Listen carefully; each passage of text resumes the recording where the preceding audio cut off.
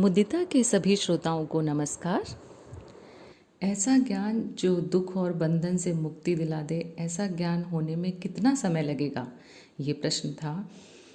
तो देखिए, पहले देखें कि ऐसा ज्ञान है कौन सा ज्ञान जो दुख और बंधन से मुक्ति दिला दे।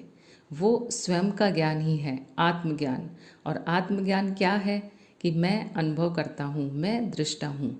अब इस ज्ञान के लिए आपको कोई नए नए अनुभव लेने की ज़रूरत नहीं है। नए नए अनुभव किसके लिए लिए जाते हैं? विज्ञान के लिए। विज्ञान में अनुभवों का नियोजित प्रयास होता है, जिसे प्रयोग कहते हैं, सिद्धांत होते हैं, और उसके आधार पर जो भी ये प्रकट भाग दिखाई दे रहा है माया का, उसका अध्ययन होता है, फिर उसका उपयोग होता है, उसे कहते हैं विज्ञान। अब ज्ञान और विज्ञान में फ़र्क समझिए।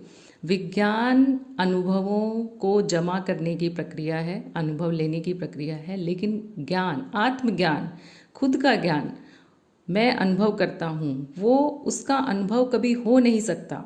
जैसे आग खुद को जला नहीं सकती, पानी खुद को गीला नहीं कर सकता। तो जब उसका अनुभव हो नहीं सकता, तो नए नए अनुभव जमा करके उसको आप कैसे जानेंगे?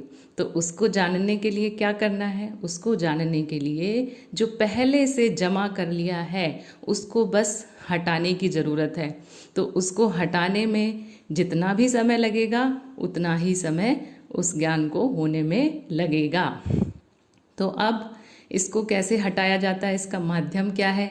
तो ये जैसे बताया था, इसका माध्यम अपरोक्ष अनुभव और तर्क बताया गया था। और वो किसके माध्यम से होता है? चित्त के माध्यम से। चित्त ही चित्त के परे दिखाता है।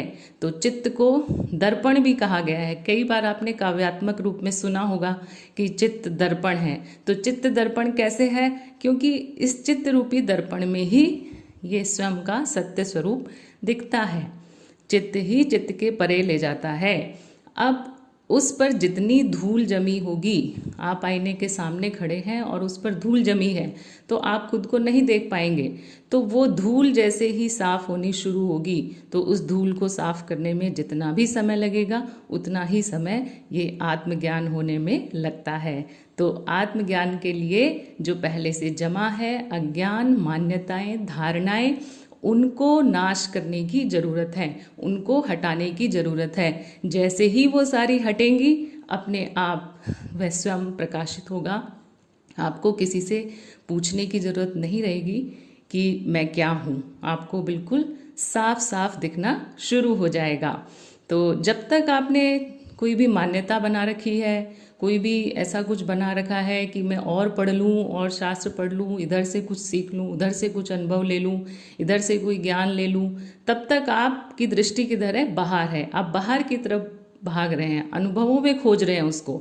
अनुभव में खोजना बंद कीजिए। अनुभव में जब तक खोजेंगे, उससे और दूर होते जाएंगे। जैसे अभी कल ही किसी ने कहा कि जब मृत्यु होती है तो वो एक आत्मा निकल कर जाती है।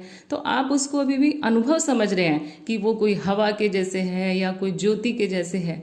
नहीं नहीं, उसका अनुभव कभी हो नहीं सकता। वो सिर्फ हुआ जा सकता है।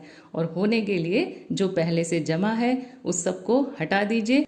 तो अगर कोई मान्यता, धारणा नहीं है, सारा अज्ञान मिट चुका है, अज्ञान रूपी धूल पूरी तरह से साफ हो चुकी है, आईना साफ है, तो ऐसा ज्ञान होने में, आत्मज्ञान होने में बस उतना ही समय लगेगा जितना आप आईने के सामने खड़े होते हैं। और खुद को देखने में कितना समय लगता है? बस उतना ही समय। बस ज़रूरत है कि आईना बिल्कुल साफ हो।